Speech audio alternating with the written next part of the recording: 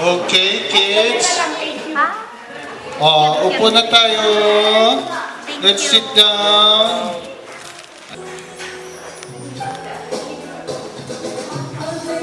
Let us start the program in 5 minutes.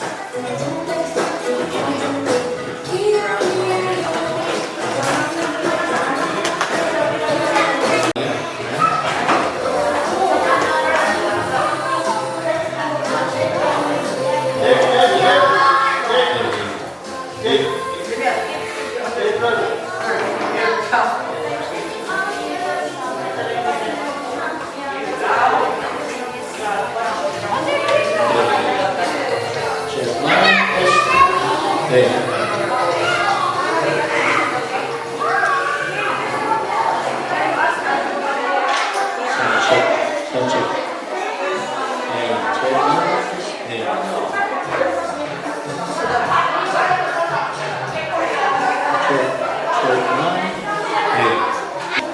Hi.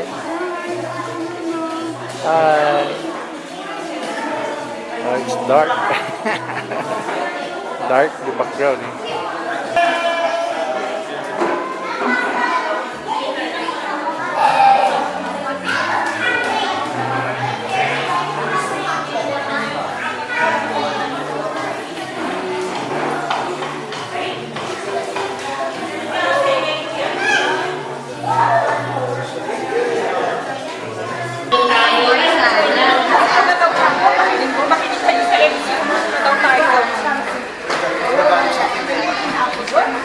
Let's greet one another.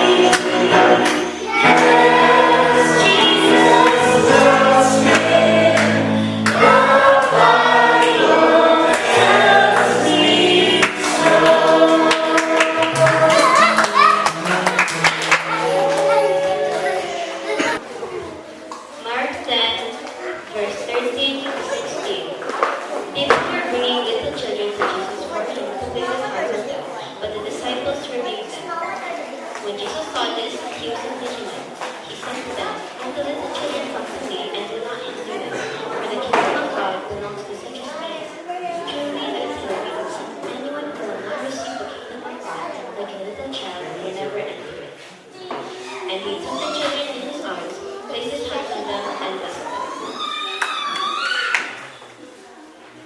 May God's word, God bless, and you may now take your seats. Sa pamamagitan doon, makikita natin yung surrounding influence o godly parents doon sa kanilang mga anak. Ang mga Kristiyanong magulang ay dapat gawin lahat ang kanilang makakaya upang ibukod ang kanilang anak sa Diyos hanggang ang batang ito ay magagawa ng kanyang sariling pagpili tungkol sa isang kaugnayan kay Kristo. So makikita natin dito yung close monitoring, close guidance ng mga magulang sa mga bata hanggang sa mga paglaki. Hanggang sila ay makakilala na o malaman kung ano yung pwede nilang gawin. Lalo-lalo yung pagpili tungkol sa kaugnayan sa pagrelasyon sa ating Panginoong Jesucristo. At iba pang mga responsibilidad na gusto kong sabihin ay yung meron din tayong responsibilidad na patuloy na pananalangin para sa kanilang mga anak. Diba? Sa Job chapter 1 verse 5 sinasabi doon na si Job ay lagi niyang ipinapanalangin ang kanyang mga anak. Okay? So yun po yung isang responsibilidad na pwede rin po natin gawin. Pangalawa, pagtuturo sa kanila sa daan ng Panginoon. Ito ay makikita natin sa pagkaan sa Proverbs chapter 22 verse 6. Okay? And then thirdly, pagbibigay ng mga Diyos na halimbawa at pagdidisiplina sa mga bata gaya ng pagdidisiplina ng Panginoon sa atin. So yun po yung mga responsibilidad na ating ginagawa bilang Kristiyanong magulang sa ating mga anak. No? Bakit natin ito iaalay, yung ating anak sa Panginoon? Kung makikita natin, mababasa natin na si Maria at Jose ay kanilang dinala si Kristo sa sinagogue para ialay sa Panginoon. At ganoon din po yung ginawa nito ni Ana sa kanyang anak ni Samuel. Diba? Na kanyang inialay din po si Samuel sa Panginoon. At yung binasa kanina ng bata kanina, ganoon din po yung ginagawa ng mga tao dito sa Marcos Kapitulo 10, versikulo 13 hanggang 16, na sinasabi doon na dinadala ng mga taong maliliit na bata kay Jesus. So, napakagandang halimbawa mga kapatid na makita natin dito na yung mga bata maliliit sila, hindi nila kaya maglakad palapit kay Kristo, kinakailangan nila yung gabay at tulong ng kanilang mga magulang. Kaya nga, yung mga magulang ay nilalapit nila itong mga bata, no? Kay Kristo. At malamang kabilang na rin dito yung mga ate, mga kuya, mga grandparents na dalhin yung mga anak lumapit kay Kristo. At mababasa natin na sa ating pagkaalam na sa history ng mga Hudyo sa ngayon ay hindi gaano binibigyan ng kahalagaan ng mga bata, yung importansya ng mga bata. Parang hindi malaki importansya sa kanila sa ngayon. Subalit sinasabi rito ng mga bata ay pinakailangan nila ng mag-akay sa kanila, magdala sa kanila. Kaya ang sinasabi niya rito, tayo din ngayon na mga magulang ay meron tayong responsibilidad na ating dadalhin yung mga anak natin. At huwag po nating maging hinder sa kanila na gaya na sinabi rito. Ngunit sinaway sila ng mga alagad. Nang makita ito ni Jesus, siya ay nagalit. Na kung minsan din na magulang dahil siguro sa ating mga napapansin na karakter ng mga bata, ay masasabi natin minsan sa kanila na huwag na kang sasama sa simbahan dahil maingay ka na, maingay ka na. Ano lang takbo, lakas ng lakas, takbo ng takbo. Minsan tayo naging hinder din At ganon yung nangyari dito sa ating kwento na nagawa ng mga disipulo na nakita ni Jesucristo mismo na sa kanilang paglapit ay sinuway ng mga disipulo, yung mga magulang sa kanilang paglapit. Malamang dahil siguro sa sabi nila ay katatapos ni Kristo na nagtuturo at ngayon pagod na siya. Magpapahinga na lang o yung sabi natin ng mga bata hindi gaano kalaki ganon ang talaga sa kanila. But then Jesus Christ rebuked them. Jesus Christ rebuked them because Jesus Christ loves the children. Mahal na mahal ng Panginoon ang mga bata. Kaya kanyang tinore, kanyang rebuke yung mga disciples na hayaan mo silang lumapit sa akin. Dahil kaya nila ang harian ng Diyos. Na ibig sabihin, ginamit ng Panginoon yung kwento na ito bilang pagtuturo sa kanilang mga disciples yung pananampalataya ng mga bata na sana ganun din na meron yung mga adult, no? Na yung bang makikita natin yung pagpapakumbaba sa mga bata. Yung inisenteng pagpapakumbaba. Makikita natin yung pagpapakumbaba na bilang isang servant. At makikita natin na hindi komplikasyon yung kanilang pananampalataya. Madali silang naminala at sumunod sa mga sinasabi. Kaya po, dito makikita natin na sabi nito, huwag po nating harangan ang mga bata na lumapit. Kaya malaki ang gawain po ng mga magulang at mga Sunday school teachers sa pagpapalago ng mga bata sa kanilang pananampalataya. So, unahin po natin. Pangunahan na po natin yung mundo kasi ang influensya ng mundo napakarami. Na kung hindi po mag-umpisa sa bahay ang pagtuturo ng tungkol sa Panginoon, tungkol sa Biblia, baka maunahan tayo sa labas. Sila na yung mag-influensya. Sila na yung magturo sa mga anak natin. At makita na lang natin, mapansin natin, iba na yung kanilang ginagawa. Kaya ito isang pagtuturo sa atin na ating nakita rito. So, ang halimbawa na ito na nakita natin sa ginawa ni Kristo at ginawa ng mga magulang sa verse 13 at yung pagtanggap ni Kristo sa verse 14 till to 16 ay nagsasabi sa atin na dapat natin tularan at dapat natin gawin at dapat din po natin sundin. No? Kaya sa hapon ito, tayo ay natutuwa dahil really progress ito ni Brother Chris at saka ni Sister Jane na si Kana Silwell ay regalo ng Panginoon sa kanila. They recognize that Kana Silwell is a gift from God and they have the responsibility to take care and to guide and to give what is necessary for her to know about Jesus Christ. Not only material things that we can give, but also give those spiritual matters, no? Para sa Kanya. Kaya hindi lang po sa kanila ito, pati rin po sa ating lahat. Sana magiging katugunan ito at turo sa atin na ating gagawin. As we let our children come to Jesus Christ. So makikita natin na dapat natin sa puso ito na aral ng nila ni Jesus para sa kanyang mga disipulo. Ang tanggapin ang karya ng Diyos na may tulad bata na pagtitiwala at pagpapakumbaba upang magpakita ng pagpahalaga at pamahal sa maliliit na bata para manalangin para sa kanila at sa kanilang mga magulang.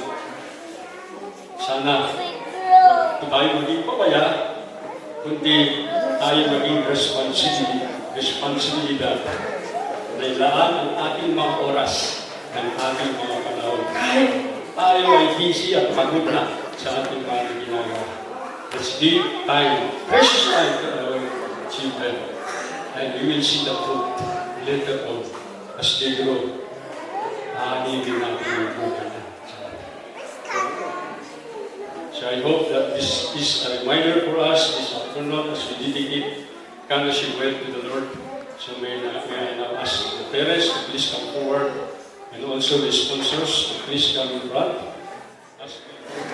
Pagtanong ko sa inyo. Brother Chris and Sister Kim, kinikilala ba ninyo ang inyong responsibilidad bilang magulang at dinadala niyo ba si Carlson dito bilang pag-aalay sa Diyos sa presensya ng simbahan? Ito bilang tanda ng iyong pag-asa sa banal na tulong upang matupad ang inyong patnubay bilang mga magulang. Ayan.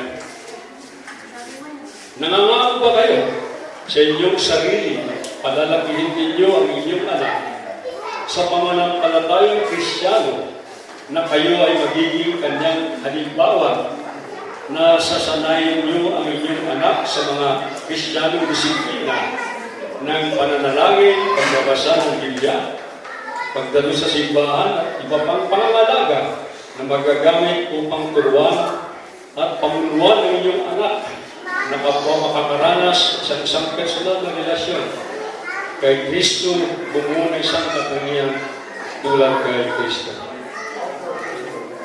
Amen. Okay, sa mga sponsors, congratulations po, kayo po ay pinili ng mga magulang ni Kana Shimwell. Dahil nakikita nila sa inyo na kayo ay mapagkakatiwalaan na gagabay sa kanila. Tama ba yan? Tutulog sa kanila. Na may tuwisyan si Kana Shimwell na lumago sa Panginoon. Na kung siya ay lumapit sa inyo at ibuksan ang inyong mga bahay, hindi lang mag-Christmas na maisip natin magbigay ng regalo, kundi pati rin po, no? Sa kahit anong oras o anong araw, we-welcome po natin sila. Kayo po ay willing at nangangako na tutulungan nyo yung mga magulang niya sa pag-influensya sa paglago niyang spiritual sa paglaki at pagkakilala niya sa kay Kristo bilang Panginoon Pagligtas.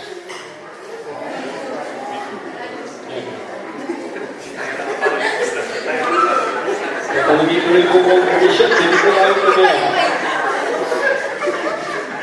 Kayo po ba ay handling tumulong sa mga magulang at kay Kana Shimwell para ipagpapanalangin siya? Okay, so we have heard the promises from the parents, also from the sponsors, and of course to the church. So we are now formally dedicating Kana Shimwell to the Lord. May I ask that all of us will please rise as we ask the parents to please come forward. Kana for education. Let's pray. We come before you, God, to dedicate Kana Shimwell.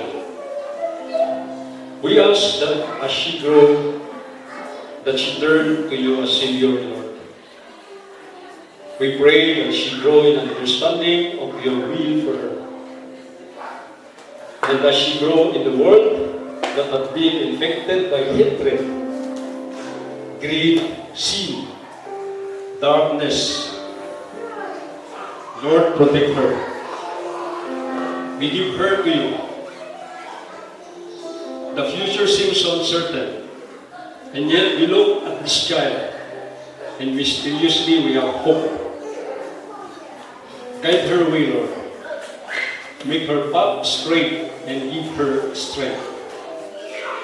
We pray that you will be her shepherd, that she will not be left in need. Lord, make this little child to lie down in green pastures. May you lead her into beside the still waters. Restore her soul. May you lead her into paths of righteousness for your name's sake. I pray for Brother Chris and Sister David, that with your divine favor, grant them your wisdom, your compassion, and the human spirit that is in the image of your Holy Spirit. I also pray for the sponsors, Lord, that you would give them an open heart, that every time Kana will visit them, they are willing to meet the need of this child.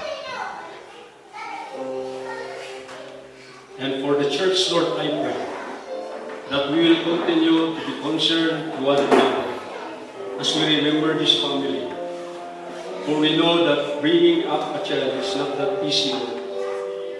But by your grace, by your strength, by your direction, and by your guidance, we can do it. We thank you, Lord, for this time that we can come together and dedicate Kana Shinuel and the parents unto you with the hope and with the assurance that you will hear and answer our prayers. That as you have said in your word in Jeremiah 33:3, to call upon you and you will hear us and you will show us great and mighty things that we do not know. And so we believe in the promise, Father God, and we have the hope that Kana will grow according to your will as you use Chris and Jane to be a channel of your blessing to their kids. We bless your name, O Lord, and we thank you for your continuous blessing upon blessings, grace upon grace, mercy upon mercy. In Jesus' mighty name we pray. Amen.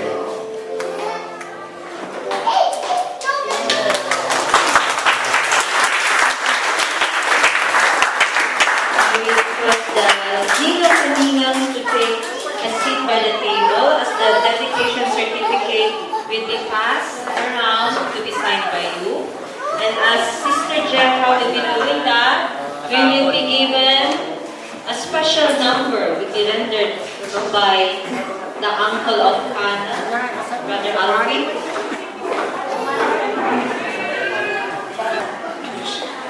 Separator, dedication certificate. This certifies that Kana Shinuel C. Chalmers, born in Baguio City on March 4, 2019, was dedicated to the Lord by Mr. Chris Gary Chalmers and Mrs. Jane C. Chalmers, who acknowledge that God gave them this precious gift and that they are responsible in guiding this child in the nature and the nurture of God. This solemn act of dedication was held on the 4th day of March 2023 at a special fellowship then in Episcopal called Princess Avenue. And then the witnesses here, the Ninongs and the Ninongs. And your city ministers, yours truly, I'll present to you this dedication certificate. Shall we give a big round of applause? We are witnesses to the living testimony and the desire of Brother Chris and Sister Jane to dedicate Kana to the Lord, and we as witnesses be able to emulate and be an example, a blessing to Kana. So thank you. May we call on Pastor Jose to lead us in closing prayer and to pray for them. Sa gawain ito, Panginoon, ikaw ang laging maluluwalhati po, Panginoon, sa lahat ng ginagawa. At ibinabalik po namin sa iyo.